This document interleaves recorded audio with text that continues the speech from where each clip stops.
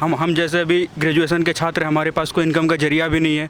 Day by day petrol के price increase होने से बार बार घर पे पैसे मांगने की वजह से भी दिक्कत होती है। आते हैं यहाँ, फिर कुछ भूख लगती है, हम लोग खाने को मन करती है, तो हम लोग के पास उतना पैसा बच नहीं पाता ना, क्योंकि हम लोग ऑटो में ही उतना यूज़ कर लेते हैं। आजकल के अंकल लोग, हाँ बहुत दिक्कत हो जाता है। डेली पेरेंट्स से पैसा मांगना डेली के लिए, तो रेगुलर ये कॉलेज भी डेली आना दिक्कत हो जाता है।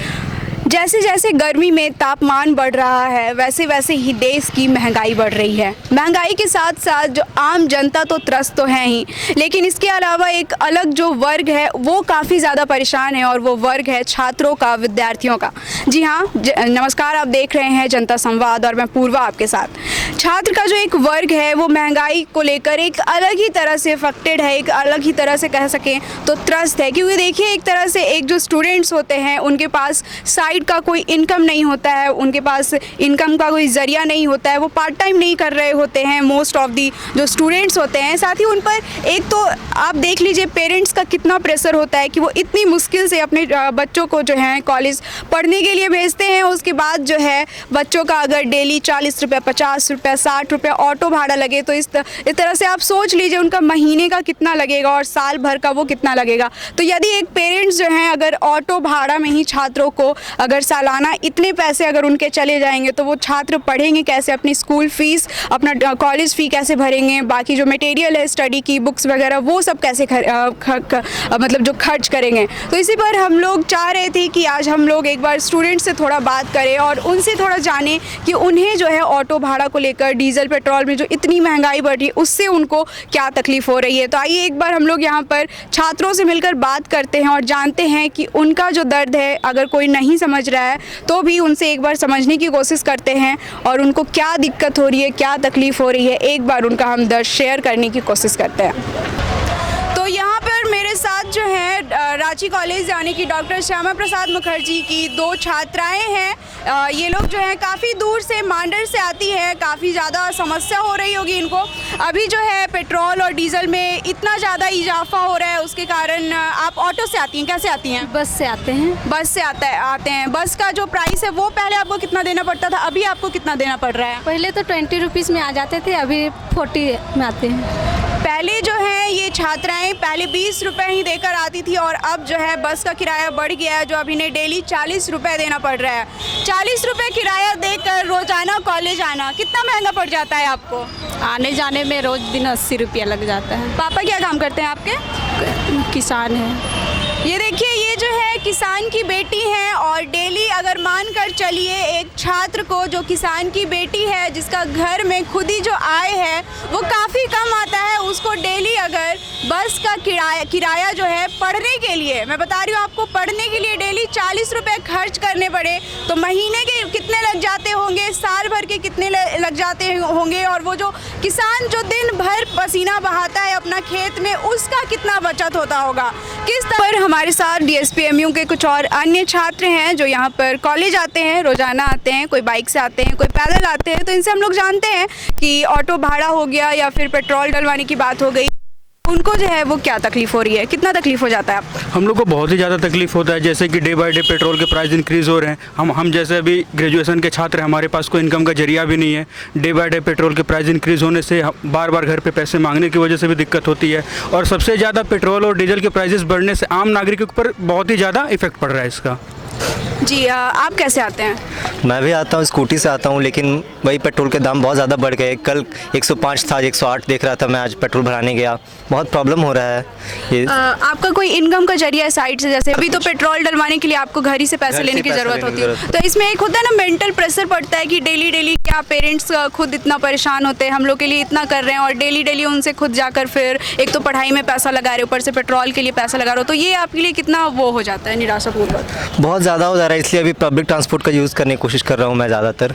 जी, यहाँ पर पब्लिक ट्रांसपोर्ट का जो स्टूडेंट्स है वो यूज़ करें, लेकिन पब्लिक ट्रांसपोर्ट की भी बात करें तो यहाँ पर पब्लिक ट्रांसपोर्ट में भी ऑटो का जो भाड़ा वगैरह पहले जैसे 10 रुपये लगता था, अब काफ़ी ज़्यादा इजाफा हो गया। जैसा कि हमने आपको पहले बताया, स्टूडेंट्स 40 रुपये, 80 रुपये भाड़ा देकर दूर से आ रहे हैं। आपको कितना तकलीफ़ हो रहा है? मेरा तो आने का, जो कॉलेज आने का है वो ऑटो से आते हैं, लेकिन पहले के अपेक्षा जो भाड़ा या किराया जो भी है वो दुगना तिगुना हो चुका है। तो आने का भी खर्च पॉकेट पे जो बोझ है वो बढ़ते जा रहा। जी दिक्कत तो है। तो बीइंग एज ए स्टूडेंट अगर आपको सरकार से कुछ बोलना हो कि इतनी महंगाई को लेकर कि सारे लोग जो है मतलब महंगाई को लेकर सब्जी का दाम सब बढ़ गया है, तो आम जनता जो है वो त्रस्त तो है, लेकिन जो एक हमारा एक अलग जो स्टूडेंट का वर्ग हो जाता है उस पर कोई ध्यान नहीं देती है कि उसको अलग से क्या समस्या हो रही है। कितने जो लोग हैं वो ये पेट्रोल में वृद्धि के कारण, ऑटो वगैरह देने के कारण रोज़ाना कॉलेज भी नहीं आ पाते। तो ऐसे में आप सरकार से क्या कहना चाहेंगे? हम सरकार से यही उम्मीद करते हैं कि जो भी टैक्सेस हैं उसके ऊपर उनको रिड्यूस किया जाए और पब्लिक के हित में और भी अच्छे कार्य किए जाएं। जी, तो यहाँ पर स्टूडेंट्स का कहना है जो अभी जो वर्तमान की सरकार है उनसे कि टैक्सेस वगैरह को थोड़ा रिड्यूस किया जाए और स्टूडेंट्स के बारे में भी थोड़ा सोचा जाए और उनका भी थोड़ा सा ध्यान रखा जाए। आधी दिक्कत तो हो रही है क्योंकि हम लोग डेली आना जाना करते हैं एंड बहुत दूर से आते हैं। इनफैक्ट हम लोग घर से आना जाना करते हैं तो हम लोग को मॉर्निंग में बोलना पड़ता है कि मम्मी इतना पैसा दीजिए।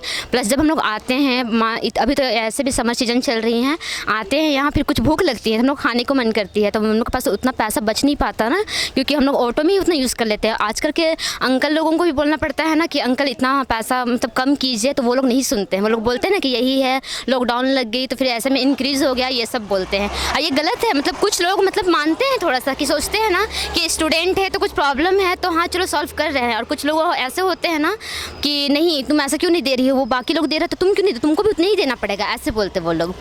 आपके आसपास में और भी बहुत सारी ऐसी फ्रेंड्स होंगी जो ऑटो भाड़ा डेली ना मतलब डेली देने के कारण डेली जो है वो कॉलेज भी नहीं आ पाती हैं। हाँ, उनको देखकर कितना दुख लगता है? उनको देख के बुरा लगता है दी। वो लोग जैसे अभी हम लोग क्लास के भी हेड हैं अभी, तो उन लोग सब मुझे बोलती हैं कि आप नोट्स सेंड कर दीजिएगा ना, तो मैं उनसे डिस्कस करती हूँ कि क्यों ऐसा क्या प्रॉब्लम है, तो वो लोग मुझे शेयर करती हैं।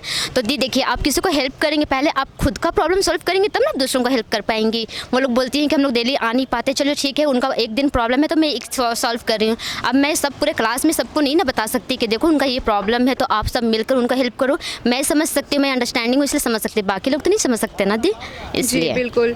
तो यहाँ पर देखिए जो ये टॉपिक है स्टूडेंट्स का काफ़ी ज़्यादा सीरियस है। एक तरह आप खुद से सोचिए कि जो स्टूडेंट्स हैं अभी के समय में 2 साल लॉकडाउन के बाद अगर कोई स्टूडेंट्स पढ़ने के लिए आगे भी बढ़ता है, इतनी दूर दूर से लोग मांडर से, खूंटी से जो है रांची में कॉलेजेस में पढ़ने के लिए आ रहे हैं, लेकिन उनके आगे में जो एक रेस्ट्रिक्शन लगा दिया जा रहा है, जो ऑटो भाड़ा का है, जो महंगाई का है, जो सरकार को काम करना चाहिए कि जो देश की बेटियां हैं, जो देश के छात्र हैं वो खुद पढ़े, उन पर एक तरह से सरकार की ओर से ही जो है रेस्ट्रिक्शंस लगा दिया जा रहा है, इतना महंगाई, इतना भाड़ा का, जिससे वो डेली जो है कॉलेज भी नहीं आ रही हैं। वो व्हाट्सएप पर बोल रही हैं कि मुझे नोट्स भेज देना, मैं नहीं आ सकती हूँ। कितना ज़्यादा जो ये टॉपिक है वो सीरियस है, लेकिन यहाँ पर देखने की बात ये भी है कि छात्र की जो समस्या है ये बहुत ही बेसिक सा लेकिन बहुत ही ज़्यादा सीरियस टॉपिक है। इस पर कोई भी जो है वो ध्यान नहीं दे रहा है। इसके कारण पढ़ाई जब छूटता है, क्लासेस छूटते हैं, तो उसका लॉस कितना होता है वो एक स्टूडेंट के अलावा और कोई नहीं जान सकता।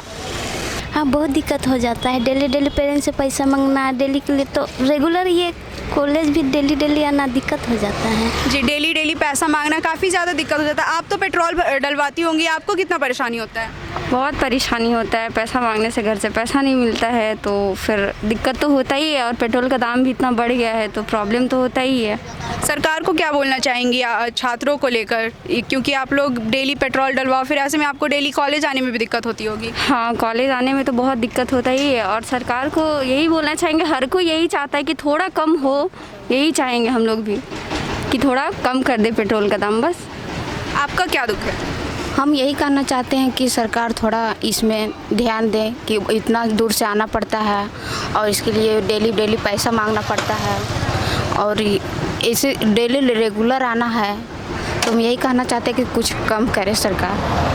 आपको भी डेली घर से पैसा मांगना होता होगा, आपको कितना दिक्कत होता है डेली मांगने में? वो डेली ऑटो आना जाना बहुत प्रॉब्लम क्रिएट होता है। एक ही ऑटो में 10 लोग को बैठा दिया जाता है, पैसा।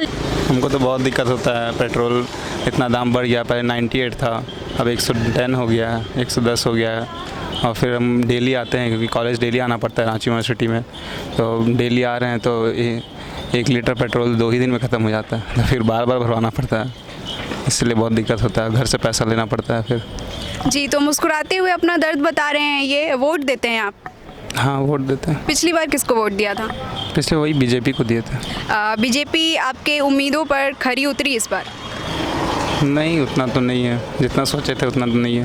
तो कितना ज़्यादा तकलीफ हो रहा है आपको? तकलीफ तो सब कोई के हो रहा है, हमको क्या सब के हो रहा है। डीजल का पैसा वही जिस तरह से आप मुस्कुरा रहे हैं, आपको देखकर लग तो नहीं रहा है कि आपको तकलीफ हो रहा है? नहीं, तकलीफ क्या बात है, बोलिए ना इसको। तकलीफ सब के हो रहा है ना, हमको क्या सब के हो रहा है।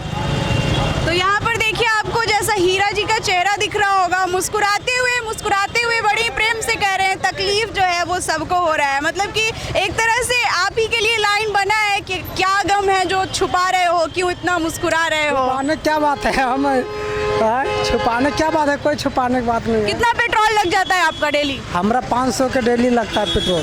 500 का डेली लगता है। और आज से करीबन 2-3 साल पहले कितने का लगता था? पहले तो 300 का लगता था। वोट किसको दिया था आपने?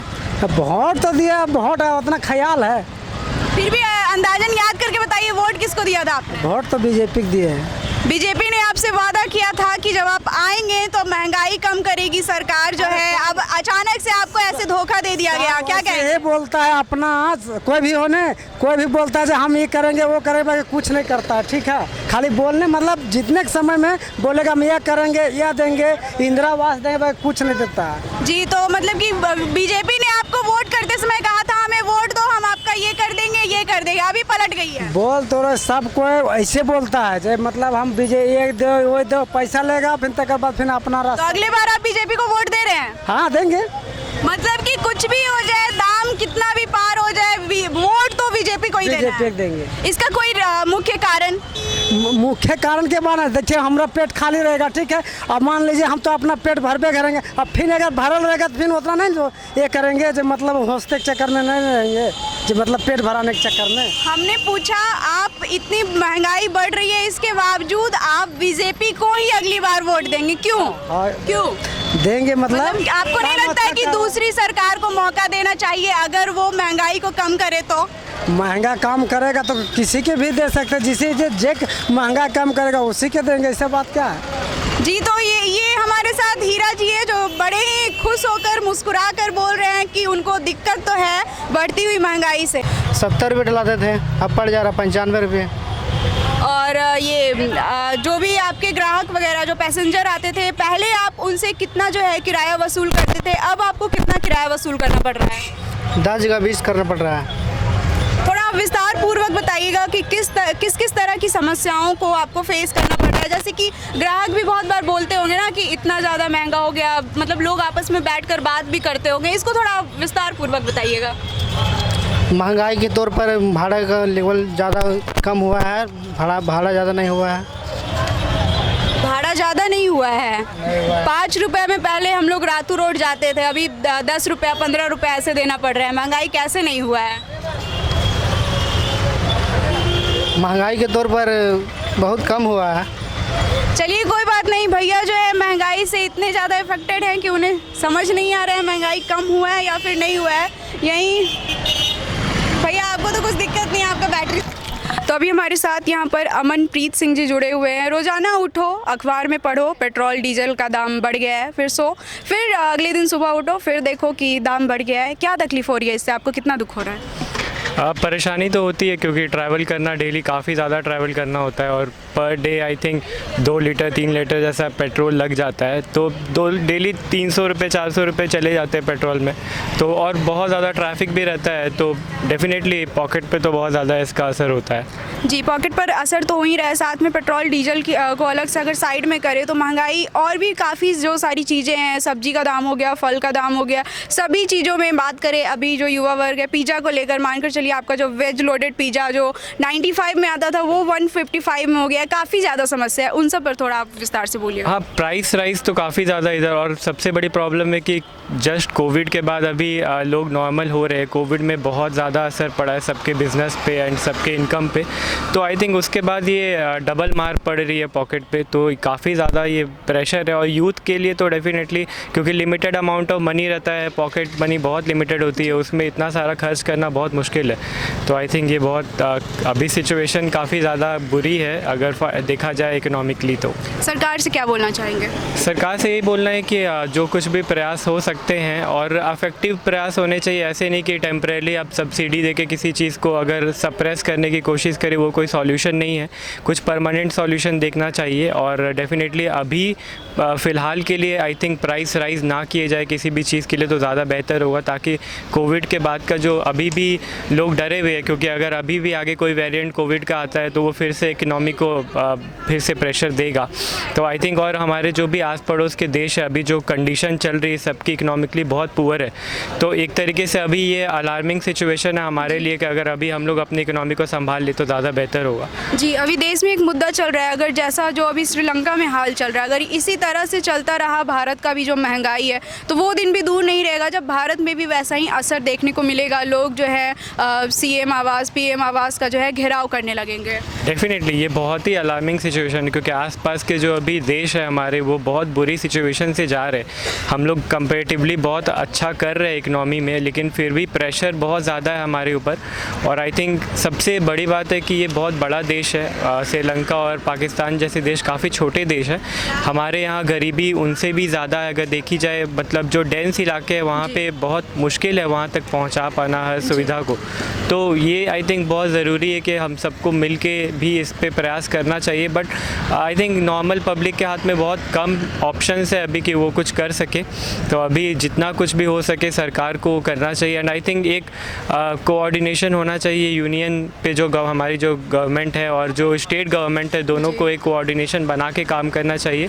क्योंकि अक्सर ऐसा होता है कि कोई भी मुद्दे पे बात करने से स्टेट गवर्नमेंट सेंट्रल गवर्नमेंट पे इल्ज़ाम लगाती है और सेंट्रल गवर्नमेंट स्टेट गवर्नमेंट पे इल्ज़ाम लगाती है, लेकिन जो पिस रहा है वो तो जो गरीब वर्ग है और जो मीडियम क्लास के जो लोग हैं, मिडिल क्लास के लोग हैं, वो उनके पे प्रेशर आ रहा है। तो आई थिंक ये इस चीज़ पे हल निकालना चाहिए। जी, यहाँ पर देखा किस तरह से जो राज्य सरकार है वो केंद्र सरकार पर जो है ब्लेम लगाती है, केंद्र सरकार राज्य सरकार पर ब्लेम लगाती है, और साथ ही बीच में टेम्पररी जो सब्सिडी लाया जाता है उस पर ना ध्यान देकर जो सरकार है उसको एक परमानेंट सॉल्यूशन की ओर ध्यान देना चाहिए। तो यहाँ पर हमने दिखाया, हमने बहुत सारे स्टूडेंट से बात की, बहुत सारे पैसेंजर से बात की, कितनी ज़्यादा दिक्कतें हो रही हैं। कोई किसान की बेटी है, कोई ट्रेन साइड से दूर से आ रही है, कोई साइकिल चला कर आ रहा है महंगाई के मारे। डेली स्टूडेंट्स का कहना है कि एक तरह से मेंटल जो है वो प्रेशर हो जाता है घर में डेली पैसा मांगना। एक तो पेरेंट्स जो हैं इतना मेहनत करके हमें पढ़ा रहे हैं, उसके बाद फिर डेली जो है ऑटो भाड़ा के लिए 40 रुपया, 80 रुपया, 100 रुपया देना काफ़ी ज़्यादा जो एक छात्र वर्ग है उनके लिए ये दिक्कत की बात हो जा रही है। लेकिन छात्रों पर जो ध्यान देने वाला है वो कोई भी नहीं है।